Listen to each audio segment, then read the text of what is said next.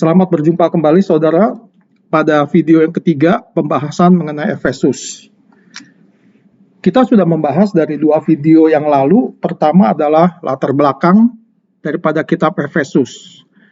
Efesus itu ada di dekat Aegean Sea dan dia menjadi kota perdagangan yang besar pada waktu zaman Paulus. Dan kita melihat surat Paulus di Efesus itu tidak membahas sesuatu yang bersifat khusus, tetapi bersifat umum. Nah, yang kedua kita membahas adalah mengenai outline. Kita menemukan outline satu persatu. Pada video kali ini kita akan masuk ke dalam pada Efesus yang lebih jauh lagi. Kita pada kali ini bahas pasal 1 sampai dengan 3. Kita akan membahas kitab Efesus ini ayat per ayat, tetapi dengan cara yang berbeda. Ya, jadi ayat-ayat tersebut, kata-kata tersebut kita susun ulang sehingga kita mendapatkan pengertian yang lebih dalam lagi dengan kita menyusun strukturnya. Nah, tetap kita akan memakai tema-tema yang sudah kita dapatkan dari outline sebelum video ini. Kita akan membahas pasal 1 sampai dengan 3, kekayaan orang percaya dalam Kristus. Yang pertama adalah berkat di dalam Kristus kamu memperoleh berkat rohani di dalam surga. Ya, itu yang tepatnya. Pasal 1 ayat 3 sampai 14. Kemudian kita diselamatkan hanya karena kasih karunia. Pasal 2 ayat 1 sampai 10. Dan kemudian dilanjutkan bahwa keselamatan itu tidak hanya milik orang Yahudi, tetapi juga milik orang bukan Yahudi. Maka temanya dipersatukan dalam Kristus ayat 2, 11 sampai 22. Dan kemudian pasal 3 ayat 1 sampai 13 diperjelas oleh Paulus yang dulu menjadi rahasia panggilan itu sekarang telah dibuka. Jadi Paulus sebagai penyelenggara rahasia tersebut, rahasianya adalah rahasia panggilan orang bukan Yahudi. Mari kita bahas satu persatu. Pasal 1 ayat 3 sampai 14 adalah di dalam Kristus kamu memperoleh berkat rohani di dalam surga. Nah, berkat rohani itu apa? Berkat rohani itu adalah keselamatan yang kita peroleh. Jadi sekali lagi, berkat itu bukan hanya selama ini konsep kita di dalam orang modern, berkat itu adalah biasanya bersifat materi. Tetapi di sini adalah berkat rohani jauh lebih penting daripada berkat materi, yaitu keselamatan kita di dalam Kristus. Nah, kita akan lihat 3 sampai 14 siapa saja yang berperan memberi keselamatan kepada kita, yaitu dirancang oleh Allah Bapa, kemudian ditebus oleh Allah Anak di kayu salib, dan dimeteraikan oleh Roh Kudus. Adalah jaminan keselamatan kita dijamin oleh Roh Kudus. Mari kita bahas satu persatu. Ya, pertama bahwa ini dirancang oleh Allah Bapa. Jadi keselamatan ini dirancang oleh Bapa, Allah Bapa, ayat 4 sampai dengan 6. Allah memilih kita, ingat nih, sebelum dunia dijadikan, supaya kudus dan tak bercacat di hadapannya. Dari semula oleh Yesus Kristus untuk menjadi anak-anaknya, supaya terpujilah kasih karunia-Nya. Ya, ini keselamatan dirancang oleh Allah Bapa, ayat 4 sampai dengan 6. Kita lanjutkan yang kedua tadi, yang lingkaran itu, bahwa keselamatan itu ditebus oleh Allah Anak, ayat 7 sampai dengan 12. Di dalam Dia, di dalam Kristus, dan oleh darahnya kita ditebus. Karena Dia mati di kayu salib, ya, darahnya dicurahkan untuk kita, Dia mati di kayu salib. Kita dilimpahkan segala hikmat dan pengertian untuk mempersatukan di dalam Kristus sebagai kepala segala sesuatu. Kristus adalah kepala segala sesuatu. Kita mendapat bagian yang dijanjikan, luar biasa. Ya, kita mendapat bagian yang dijanjikan. Inilah berkat rohani. menjadi puji-pujian bagi kemuliaannya. Harusnya hidup kita adalah memuliakan Kristus, ya. Kemudian kita masuk ke Roh Kudus. Karena keselamatan kita dimeteraikan oleh Roh Kudus, ayat 13 sampai 14. Injil keselamatan dimeteraikan dengan Roh Kudus. Dimeteraikan. Karena ini merupakan jaminan sampai kita memperoleh seluruhnya. Penebusan yang menjadikan kita milik Allah untuk memuji kemuliaannya. Selalu ujungnya untuk memuji. Jadi hidup kita setelah kita diselamatkan adalah menjadi puji-pujian atau kita menjadi memuji kemuliaannya. Dan jaminan ini seperti meterai. Kalau kita bikin perjanjian dua belah pihak, biasanya menjadi sah secara hukum kalau ditempelkan dengan meterai, ya, dan ditandatangani oleh kedua belah pihak. Termasuk juga kalau kita bikin akta di notaris, itu harus ada meterainya, baru itu dianggap sah. Jadi keselamatan kita sekali lagi pekerjaan daripada ditetapkan sebelum dunia dijadikan oleh Allah Bapa, dikerjakan oleh Kristus menebus kita mati di kayu salib, dan Roh Kudus merupakan jaminan keselamatan itu tidak akan hilang bagi orang yang percaya. Ya, kita akan lanjutkan. Makanya di sini ada ayat, dan Roh Kudus itu adalah jaminan bagian kita sampai kita memperoleh seluruhnya, yaitu penebusan yang menjadikan kita milik Allah untuk memuji kemuliaannya. Kita lanjutkan ke tema berikutnya. Pasal 2 ayat 1-10. Bahwa kita diselamatkan hanya karena kasih karunia, bukan perbuatan. Kita akan lihat. Nah, dahulu tanpa Kristus, tanpa pengharapan kita, tanpa keselamatan yang kita dapatkan. Nah, kemudian kita dihidupkan bersama dengan Kristus. Jadi ini temanya diselamatkan hanya karena kasih karunia itu ada dua.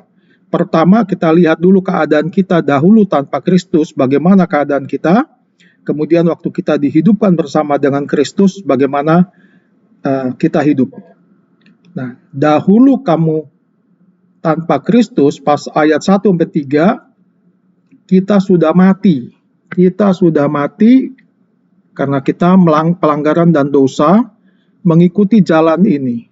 Jalan yang dikuasai oleh roh-roh jahat, ya, sehingga kita hidup di dalam hawa nafsu daging, menuruti kehendakan daging dan pikiran yang jahat. Kalau kita tanpa Kristus, kita nggak bisa melakukan yang baik.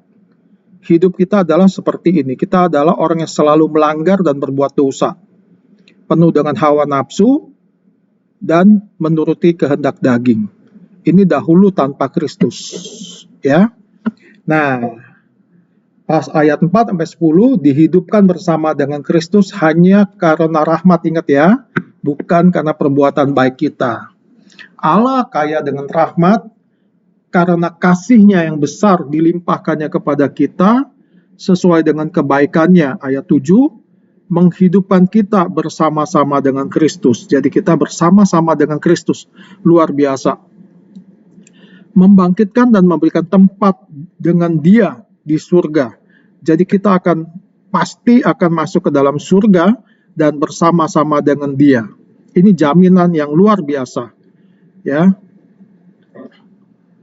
Kemudian karena kasih karunia kamu diselamatkan oleh iman. Tolong kita ingat baik-baik, bukan karena perbuatan, bukan hasil usahamu. Ini dipertegas, bukan hasil pekerjaanmu. Maka kita tidak boleh memegahkan diri, ya. Kita diciptakan dalam Yesus untuk melakukan pekerjaan baik yang dipersiapkan Allah sebelumnya. Ingat, jadi setelah diselamatkan, kita harus melakukan pekerjaan baik, karena Allah sudah mempersiapkan itu. Jadi buah-buah iman itu akan nyata di dalam perbuatan baik, pekerjaan baik. Dan Allah mau kita hidup di dalamnya. Jangan mendukakan Roh Kudus. Jadi hidup kita harusnya berubah, ya. Sebab karena kasih karunia kamu diselamatkan oleh iman, itu bukan hasil usahamu, tetapi pemberian Allah.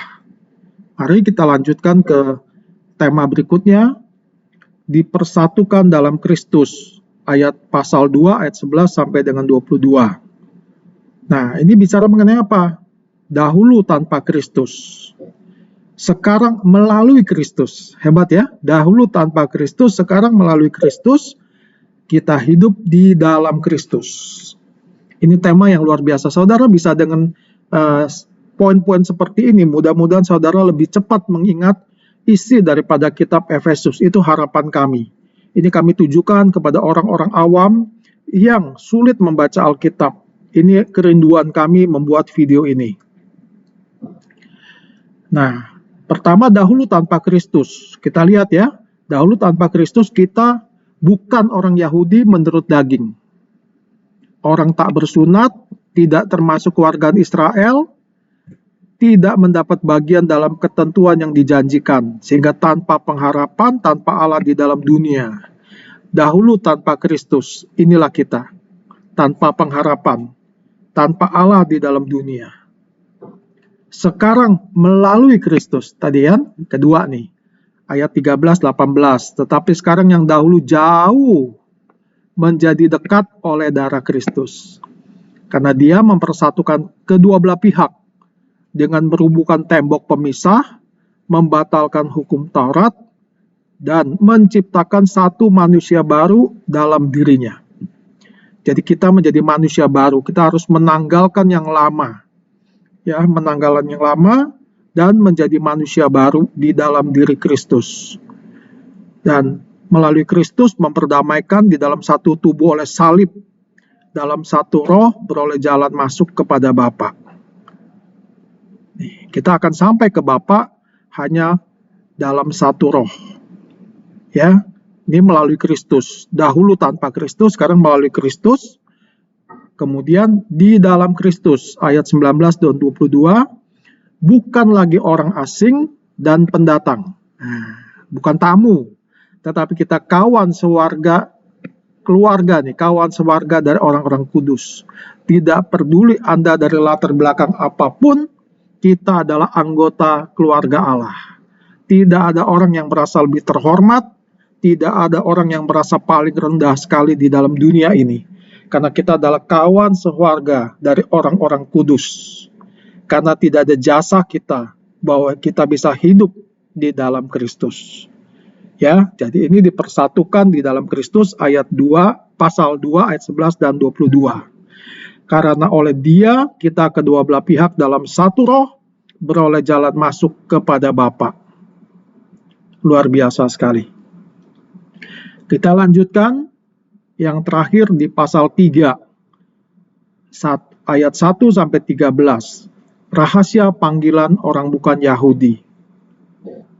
Rahasia yang tersembunyi ya pada dahulu kala sekarang telah dinyatakan, dan tugas Paulus sebagai penyelenggara rahasia itu.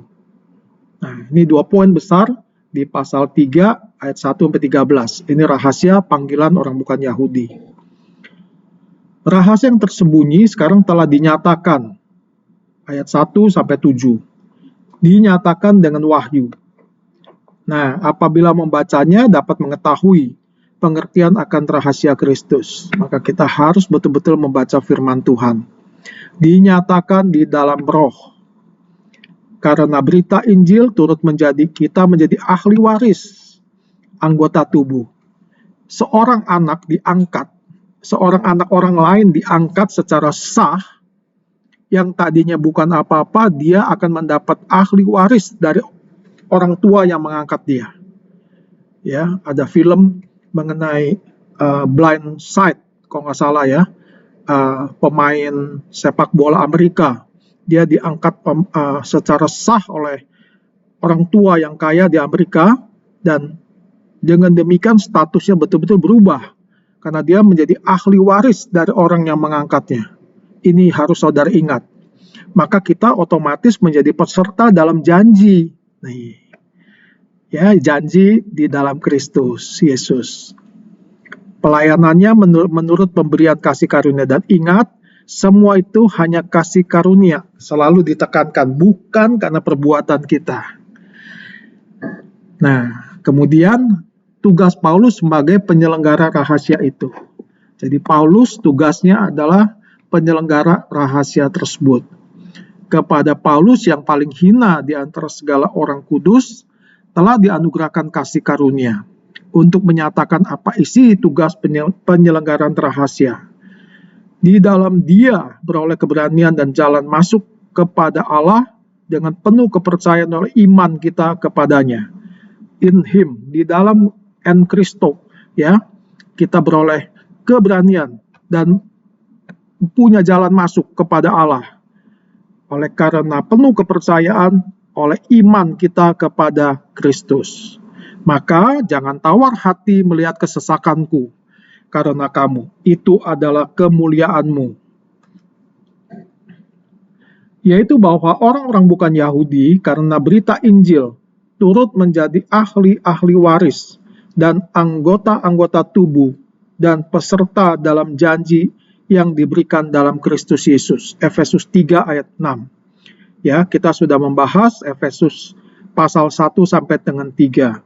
Harapan kami, kerinduan kami sebagai anak-anak Tuhan, belajarlah firman Tuhan dengan sungguh-sungguh, dengan segala kekayaannya, dan jadikanlah ini satu kegemaran, satu sukacita, dan cobalah kita, kalau selama ini kita hanya membaca, sehingga sulit mendapatkan poin-poinnya, nah ini juga menjadi penolong bagi saudara, untuk belajar mengenal firman Tuhan lebih jauh lagi. Kiranya Tuhan memberkati kita semua. Amin.